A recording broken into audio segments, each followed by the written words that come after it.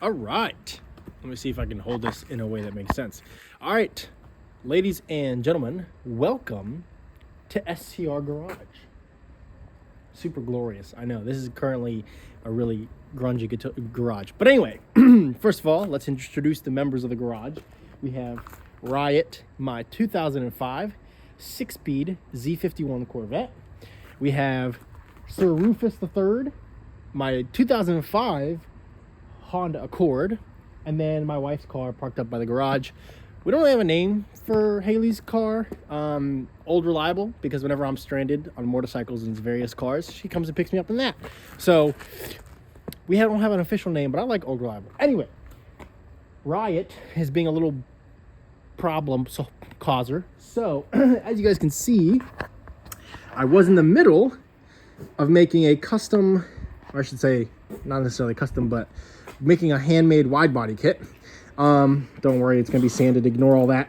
The rear ones look pretty good. That's why the car's so dusty, because lots and lots of sanding.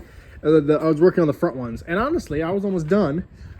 This is the last fender that needs work, but unfortunately, yesterday when I was finishing up that side's front fender, I found transmission fluid. Yay, so much fun. So went under the car and did a little investigative work, and turns out there's transmission fluid leaking from the seal where the torque tube meets the transmission. So basically, long story short, there could be a couple things causing this issue, but the most common problem is the front seal where the torque tube meets the engine, like up towards the front of the car, and transmission fluid just leaked to the back and then drained from that seal.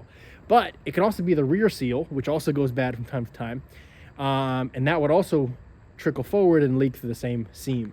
So long story short, regardless of what seal it is, either way, I'm gonna have to drop the exhaust, drop the torque tube, and then look at the seals.